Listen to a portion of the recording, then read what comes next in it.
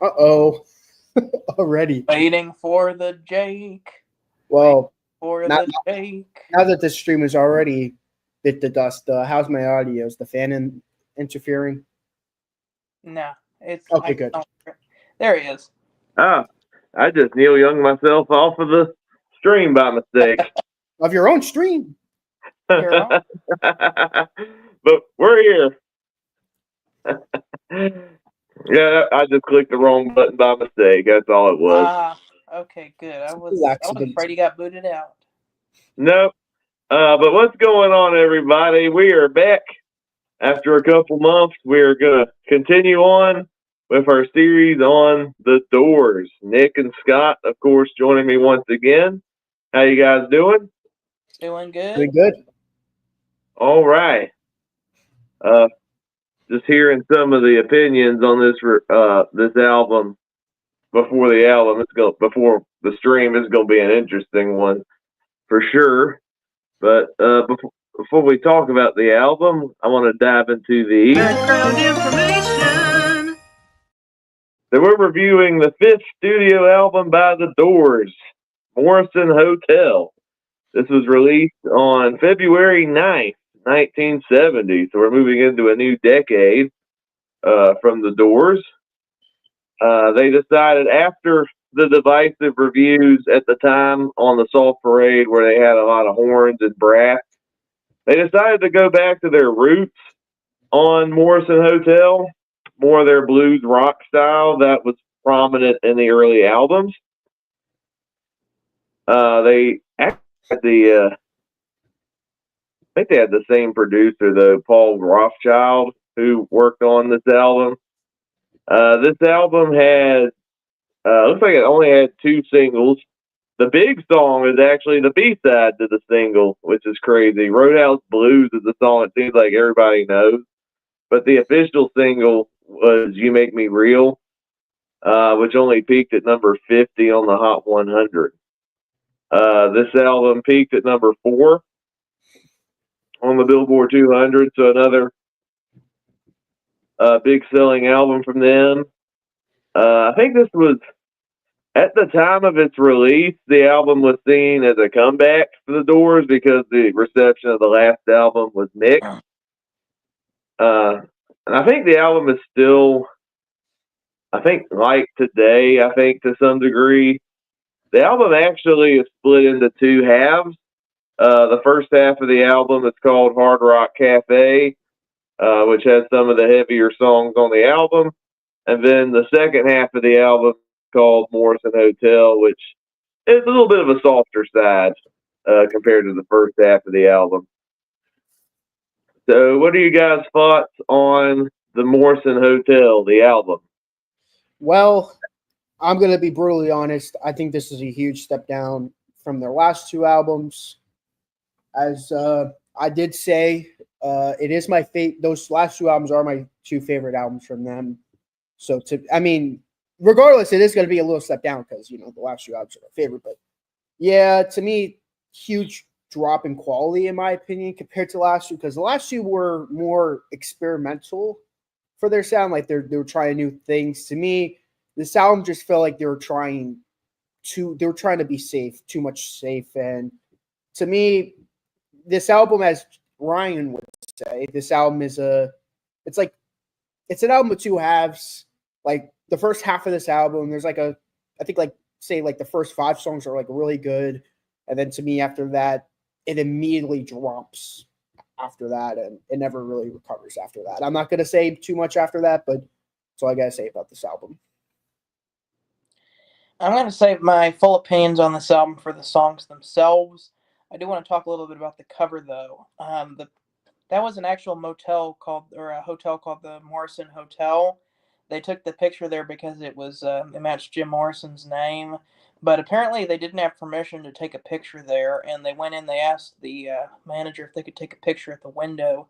He said no, and so they had to wait until the manager went upstairs to take a manager call or something, and then take the picture whenever he had his back turned, so that they could get the picture for this. The gatefold image on the inside is them at the Hard Rock Cafe, which explains the two sides, Hard Rock Cafe and Morrison Hotel. All right. So my thoughts on the album. Even though I wasn't the biggest fan of the debut album, I've seen a gradual improvement on the Doors' discography from Strange Days on upward. I've really enjoyed all the other albums. And Morrison Hotel is no exception. I thought this was their most polished album. I don't know if I would say this is a safe album because it has the high quality that was on the other Doors albums. I don't think it was as. I think they took more risks on the last album when they added the brass and everything on it. I guess some people saw that that was them quote unquote selling out, which I don't agree because I think those were some good songs. But it was cool seeing them kind of do the quality of music that made, I think, their first couple albums popular and do a more polished version out of them. And I think out of all the albums so far, considering some of the opinions of you guys and everything, I guess I'm convinced this is their most underrated album because, as we dive into these songs, I really dug this album. So let's go through the track listing.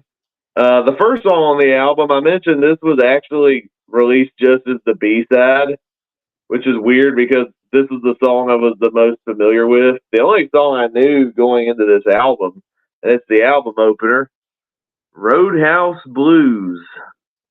Yeah, it's interesting to know that Roadhouse Blues is in fact a B-side, not an A-side. Surprising. You'd think a song like this it would be the A-side, but no, they had it as the B-side, and it's still beyond me why they chose this as the B-side. I mean, I think the song that they did choose as the A-side is a great A-side, but maybe as a different single, maybe and have a completely different B-side. But anyways, mini rant aside, this is an awesome song, of course. I think, of course, it has that. I mean, this is a great blues rock sound to it. I like the riff, and you know the harmonica and Jim Morrison. Great vocals on here. Roll, baby, roll. But yeah, terrific album opener for sure. Fantastic way to open the album. You start with that riff. Jim Morrison's vocals are really good on here, especially when he goes like, "I went to the bar, grab myself a beer." When he does that, I like the little "roll, baby, roll" section. Really good. It's just the Doors doing blues rock at their finest. Yeah, I agree with everyone else. This is another great Doors song. I love the guitar stuff. I think this is probably the most hardcore bluesy song I think they've ever done. There's a couple others on this album that are contenders as well, but this one really is like you want a formula for a great blues rock song, Roadhouse Blues is definitely the one. Some great guitar playing on here. Jim Morrison sings awesome on there. Just a very fun track. My favorite part is actually where he goes, "Hey, I'm fitting. Hey, I'm fitting." That's always been my favorite part of the song. But it is a fun track. Easily one of the album highlights. Now we go. The next song is a song I'm surprised it was not on their third album because it's a song title that shares the name of that album. I guess it's kind of like Sheer Heart Attack from Queen. It was not on the Sheer Heart Attack album, but it was on News of the World. But we're talking about Waiting for the Sun. Yeah, and also House of the Holy by Led Zeppelin. That's another. Oh, yeah, which that was on Physical Graffiti. Yeah. Waiting for the Sun.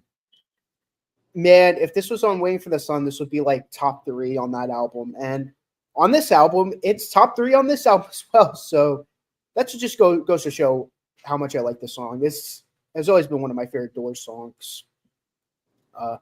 It doesn't even sound like the rest of the album, probably because it was probably recorded around that Waiting for the Sun time period.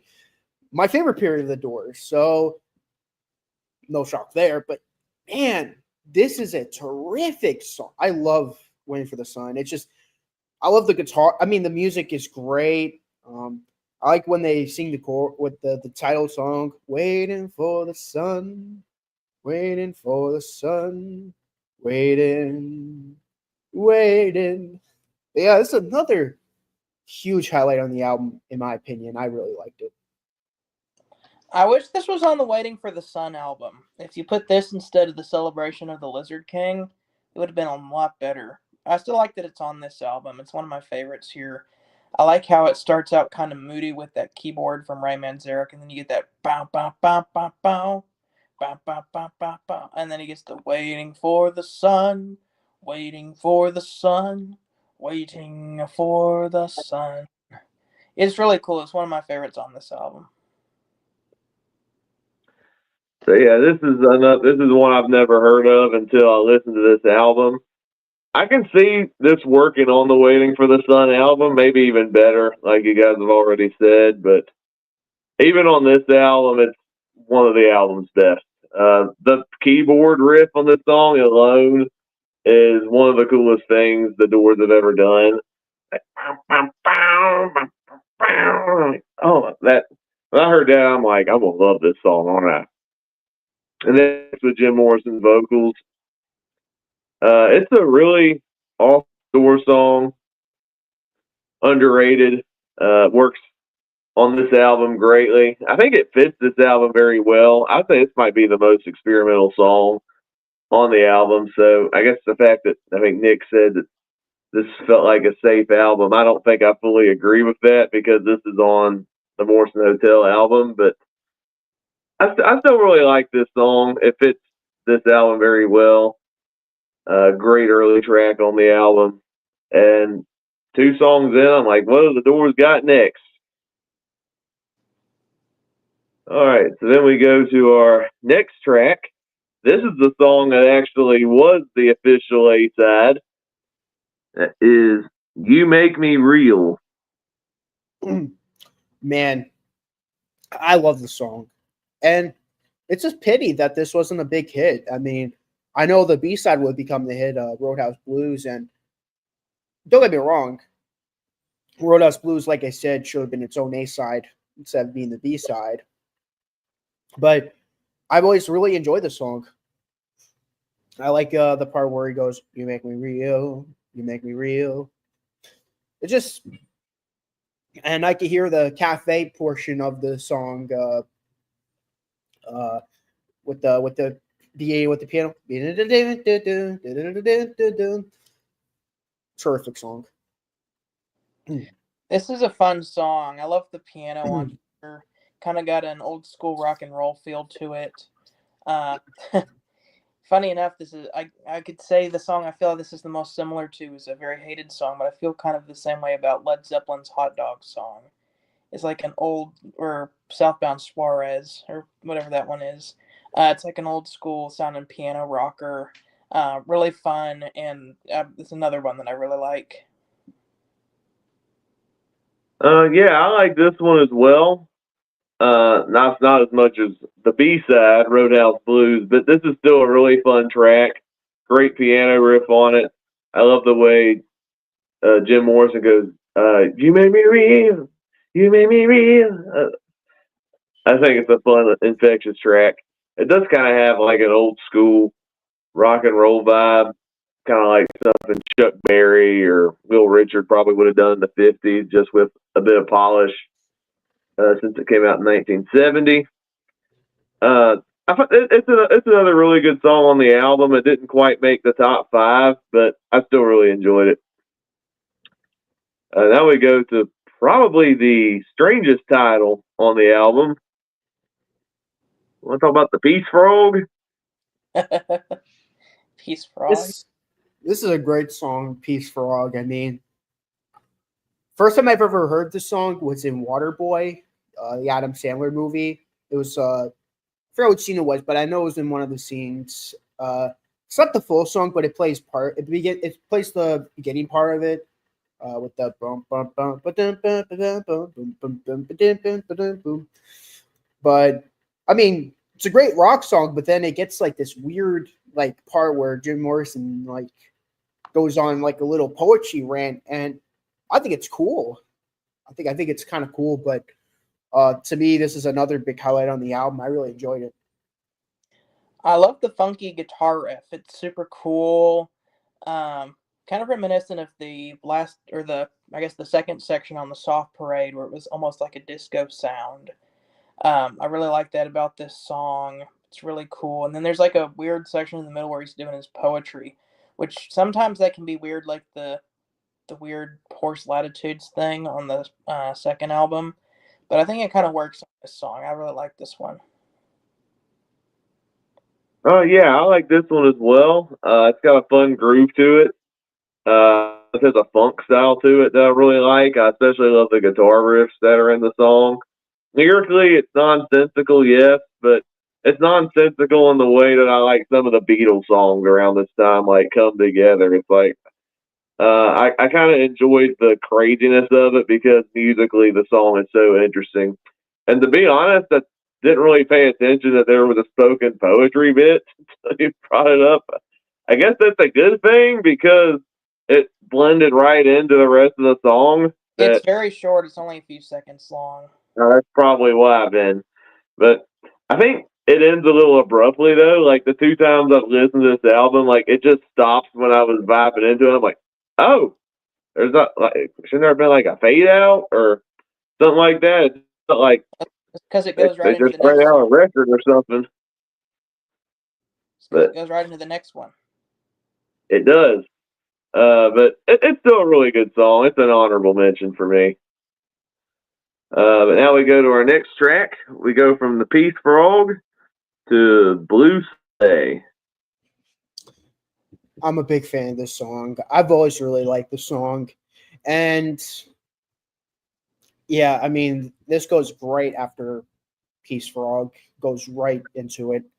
And this is like a ballad. I mean, of course, the first four songs were like these rock songs, and then you get to the ballad, and what a beautiful ballad. But yeah, it's short, but it's very sweet. But yeah, another big highlight on the album. And I hate to say it, but this is where the album ends for me. To me, it's all downhill for here. So for I you, really it's not the Morrison Hotel, it's the Morrison EP. the Hard Rock Yeah, pretty Cafe. much. I love this song. This is probably my favorite discovery on this album. Re-listening to it because I remembered Peace Frog and I remembered Roadhouse Blues, but this one I forgot about, and I heard it and was like, wow, this is really good. It's like I found my love on a blue Sunday, and just like describing like the depths of your love for someone. It's a very short song. It's not. I don't think it's even 2 minutes long, but it's really good. I really enjoy this one. Yeah, I'm glad you guys really enjoyed this one because I enjoyed it a lot too. I enjoyed the production of it. Even with it being a slow moving ballad, it still doesn't overstay its welcome with the 2 minute runtime it has. I thought it was a really sweet song. I think shows how gifted of a writer Jim Morrison truly was. Now, there's another ballad on this album that I actually prefer over this song, and we'll get to that one when we get there. But this one is still a really strong honorable mention for me. All right, now we finished up the first side of the album, the Hard Rock Cafe, with Ship of Fools. Yeah, not a big fan of this one. It's not a terrible song. I mean, it's a very like mediocre way to end off the first side and the cafe portion of the album. It's just to me, this is just it's a song that I always forget afterwards. I'm like after the first five songs, and you get this one, it's like, wow, what a weak way to end off this otherwise perfect side. I actually kind of dug this one. There was some jazzy influence in there. They kind of jammed for a little bit. This isn't my favorite song on the album, but I actually kind of was vibing along to it. This one actually made my top five. Kind of going with what Scott was saying. To me, this song, front and foremost, is a fun jam session. And that's what I really liked about it. There's a fun keyboard solo that I thought was really cool from Raymond Zarek. Uh, one that I was really vibing along to. I thought this was one of the big album highlights. This one really surprised me going in. Now we flip the record and we start off the second side in Morrison Hotel with Land Ho. I really do not like this song. This song, I never liked it. It just sounds like a kid's pirate. It sounds like they heard Yellow Submarine or All Together Now, and like they were like, let's do that, but worse. I don't know. It's just a stupid sounding pirate kitty song. I never liked this song. I'm sorry, Jacob, but yeah, like I said, it all go like I said, that those first 5 songs are great, but then it just plummets after it. This is my least favorite song on the album. An uninteresting melody, a very tacky sounding organ, which Raymond Zarek is usually a really good keyboard player, but the riff is really cheesy sounding. And I hate the part where it just all cuts out and he just goes, Land ho! I'm just like, oh my gosh, like you guys were experimenting on the last album with the Soft Parade, and I loved that. And it's like that you got critique for that, and it's like we're gonna go back to basics, but like instead of doing stuff like the first album, you get them writing this stupid pirate song, and I'm like it's so bad, it's so cheesy. Um, I'm gonna be honest. We got Not to Touch the Earth here at the bottom. We got Horse Latitudes after that. It's my next least favorite Doors song. Land Ho is right on top of that. I don't like it. I actually like this song. I will say it is my least favorite song on the album, but I thought this was a fun song. I actually liked that they did a pirate sounding song. I thought, considering how weird and quirky the Doors are, particularly Jim Morrison, I thought I didn't mind them doing a pirate song. I thought the production was fun. I enjoyed the melody and Jim Morrison singing in like a piratey type voice. I thought it was fun. Yeah, I don't like it as much as Yellow Submarine from the Beatles, but I still enjoyed it for what it was. Maybe that Land Ho bit, I thought that added to the charm of the song. Yeah, I get that it's not maybe their best song by any means, but I still really enjoyed it, and I thought it was a kind of a fun way to open up the second side of the album.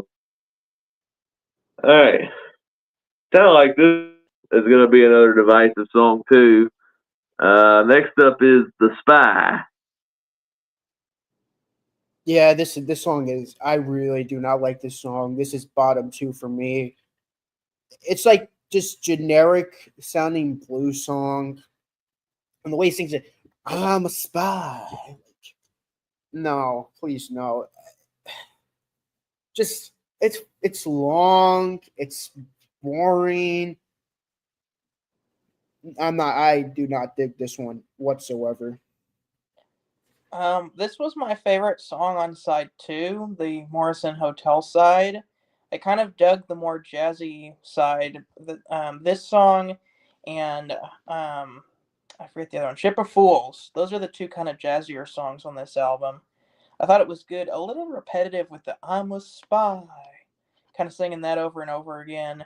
But I definitely take my hat off to them for delving a little bit into kind of some jazzier stuff. I know John Dinsmore definitely had a background as a jazz drummer, so he probably, I wonder if he was the one who kind of brought the more jazzy sound for these songs. All right, so I'm actually going to be with Scott on this one. I thought this was a great song. This is in my top 5. This is one of the best discoveries when listening to the album. Uh, I think because I know the Doors were good on that blues style, but they do sneak in a little bit of jazz in there as well, and I do really like the fusion of it. I thought Morrison sold the vocal delivery, him singing "I'm a spy in the house of love." There's some awesome piano on this, and some really good bass work on here too. Uh, to me, this is one of the best Doors deep cuts. Actually, I really enjoyed this song. All right, now we go to our last three songs on the album. Next up is Queen of the Highway. Okay, so it's not. I don't think it's as bad as the last couple of songs, but having that said, I don't think it's that great either. To me, it's another kind of middle of the road type song, uh, kind of by the numbers for the Doors. It's just there. Uh, like the only thing I like, I do kind of like the beginning part where it was like dun dun dun dun dun, like, and then it kind of slows down. But after that, it's like, what happens after that? Because to me, it's just another mediocre Doors song. I like it even less than Nick. I thought this was one of my least favorite songs on the album. Again, the instrumentation is all right, but then it's like an uninteresting melody, and it's like she lived with, I forget what it was, but she lived with someone, and it's like they were naked as children out in the meadow. I'm like, what in the world is this? This is so tacky. I didn't like this one. This song is in my bottom three, but I don't think the song is bad as you guys are making it out to be. I had fun listening to it. There's some good guitar work on there. I like that they play around with tempo from the beginning to the end of the song. I thought the chorus was all right. It's probably not the best song that they've ever done, but I like its placement on the album, and it's still one that I'll go back to when I listen to the album. All right, now our second to last song is Indian Summer. Here's what I have to say about Indian Summer. To me, it sounds like they had like a full like 20-minute version of the end, and this is like a rejected part of that song. And instead of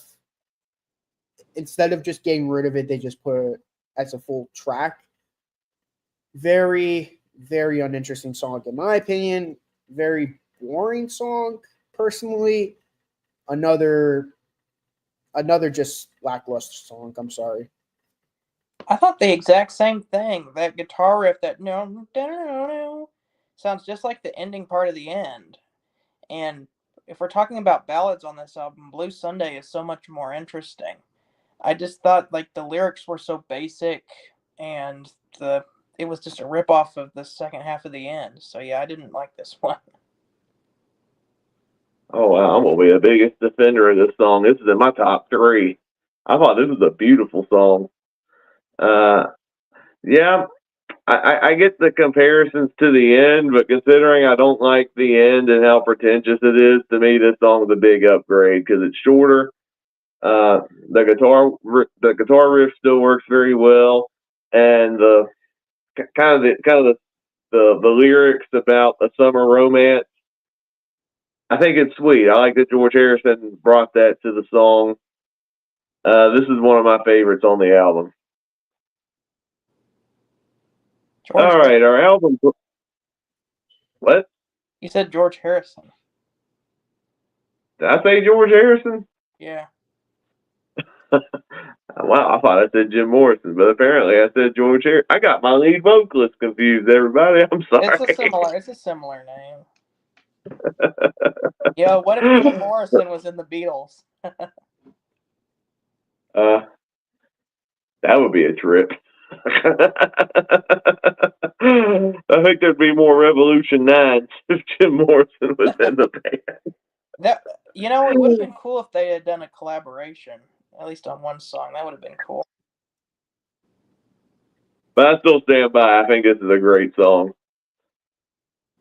All right, our album closer is Before There Was Maggie May, there was Maggie McGill. I think this is a terrible album closer. It's just boring blues song. I mean, I'm starting to sound like Jason, but to me, this is the part of the album. It just sounds like they're trying to be too safe with the blues. I mean, they had some blues influence, but it just straight up blues to me just isn't what I like in the Doors. I mean, the next album's a complete exception because Jim Morrison sounds better with his vocals, but to me, nothing's going on here. It just sounds like your run-of-the-mill bluesy song. Uh, the song is 4.5 minutes. It feels way longer than that. I mean, this feels longer than the 10+ minute songs on the first two albums. I really do not care for this song. Was it just me, or does this song just sound like a lamer version of 5 to 1? Like, It does. It it's really got a does. similar vibe, but it's not nearly as good. 5 to 1 was one of my favorite songs on the Waiting for the Sun album. But it's like they took 5 to 1 and was like, let's try to do that again, but they failed at it. And it's like Maggie McGill is like talking about this girl. Like, I'm not even that interested in the storytelling. Like, I thought this was a very lame album closer, which is sad because the Doors have had pretty good albums up till now. I can go ahead and say now, this is my least favorite Jim Morrison Doors album. There's still some really good stuff on it, but I feel like after the Soft Parade and people gave them backlash for that, they kind of played it too safe on this one. All right. I actually think that you could have closed the album better. Like, I think if you closed it on Indian Summer or The Spy, I think it would have been a cooler album closer. This song is in my bottom three. I will admit that. I do have fun listening to this song. I didn't really think of 5 to 1 when listening to the album. 5 to 1 was one of the best songs on that album it came from, Waiting for the Sun. That one I think is more experimental than Maggie McGill. This one I think is more of a standard blues rock song, so I don't really think the comparisons are that warranted, I feel like, but I still enjoyed the song. I like Jim Morrison's vocals. I thought the storytelling was interesting, particularly in the first half, and that did have some pretty good guitar work on there as well. Uh, I don't believe it's the best album closer, but it doesn't hurt my score on the album when I still enjoy the song all the same. All right, so we finished the album. What's everybody's top five? Okay. My number 5 is going to be Roadhouse Blues. My number 4 is going to be Peace Frog. Number 3, going to be You Make Me Real. Number 2, Blue Sunday, my favorite song on the album, Waiting for the Sun. And like I said, the first 5 songs are absolutely amazing. Number 5, You Make Me Real. Number 4, Peace Frog. Number 3, Blue Sunday. Number 2, Waiting for the Sun. And number 1, Roadhouse Blues. All right, I got 3 honorable mentions, which are You Make Me Real, Peace Frog, and Blue Sunday. And my top 5, number 4, actually, no, I missed number 5. Number 5 is Ship of Fools. Number 4, The Spy. Number 3, Indian Summer. Number 2, Roadhouse Blues. And number 1, I'm going to agree with Nick, Waiting for the Sun. It's my favorite song off the album. All right, so what are you going to rate this album? I'm going to rate this a 4 out of 10. Hate to give it such a low score because of the really good first 5 songs, but I mean, to have a weak side closer and to have an entire side of songs I don't care for, I wanted to give it a 5 out of 10, but just for that fact alone that it has an entirely whole side of unlistenable music, I got to give it a 4 out of 10. I'm not going to be as harsh as Nick. It's still the Doors. Like, I'd much rather listen to this album than a lot of other artists' best album. But it is, for the Doors standards, it's pretty weak. So I'm gonna give it a 7 out of 10.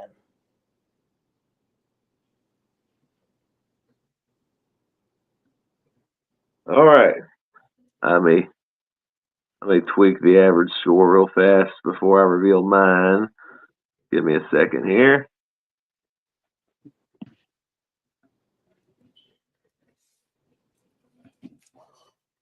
All right. So I'm easily the most positive on this album compared to the rest. That's my score. What? this, That's the first 10 this is my okay. favorite. This is my favorite Doors album so far. I have very conflicting feelings. On the one hand, I'm very happy that you finally gave The Doors a 10 out of 10, but this album? I really dug this album. The 2 times I've listened to it, this is their most polished album. There's some great instrumental work on every track. I think some of their best lyrics are on this album. I really enjoyed the overall vibe and atmosphere of this album. I thought this was easily the most consistent Doors album that I've listened to, and I really dug it for that. Different strokes for different folks, I guess. Yeah. I definitely see where you guys are coming from. I think some of the other albums had more experimentation. I will admit that, especially the Soft Parade, and I think even the debut album. But this is the one where I definitely felt like the Doors was at their most consistent and their most creative. I did average the score between the 3 of us, and even with Nick dropping the score down really low, the average is still a 7 out of 10. Which why do I always pick the average score? Yeah, it's so funny. Every time the average score is exactly what I score the album. Yeah. Which means of the 5 albums, it's the least rated album on the average because of Nick's 4 that brought it down. I think the ratio between a high score and a low score, I don't think I've seen it this all over the place since when we reviewed Led Zeppelin's Presence. But I gave that a 2. I gave that a 2. Do you have a ranking of all of the average scores for each of the Doors albums? I do. This one is last place. Right now, number 4 is the debut at an 8.25. And then number 3, Strange Days with a 9. Number 2, Waiting for the Sun, 9.25. The highest rated average is the Soft Parade at a 9.5. Okay. So that's where we're at on average.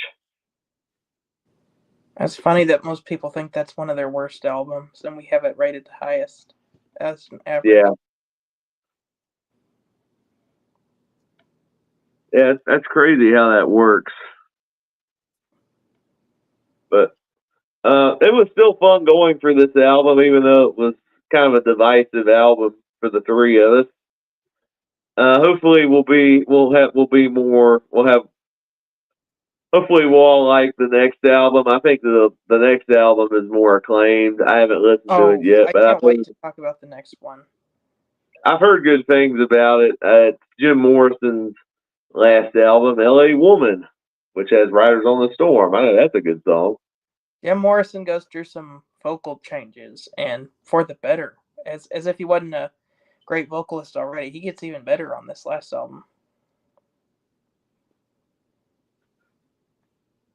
All right, so that'll be a fun one to dive into. Hopefully, we'll all enjoy that one. But thank you all for tuning in to our review on Morrison Hotel. We didn't get any comments in the live chat, but if you're watching the replay, feel free to share your thoughts in the comments below. Not the bear. In the comments below. The comments below. Where do you stand on this album? Are you a fan of it like I am, or are you like Nick and don't care for it, or you in between like Scott? But share your thoughts in the comments below. Any final thoughts before we end the stream? Overall, not the best album in the world, but is what it is. We'll definitely see a bigger improvement for me on the next album. I can't wait to talk about L.A. Woman. That album has some of their best stuff on it. I'm looking forward to diving into that album. And I think Morrison Hotel is one of those underrated albums, I guess, that I've ever listened to. I thought it was their best album. I'm like, is there anyone else that agrees with me on that? You know what? I'm fine if you think this is their best album. I'm just happy that you like a Doors album. To get a fit of Yeah. 10. Well, I like the other Doors albums. I think I gave Strange Days and Soft Parade an 8 and Waiting for the Sun a 9. So they've had some good albums. And this one I was like enjoying every single song. Mm. All right. Well, thank you guys for watching, and we'll see you all in the next one. You guys take care. And ho!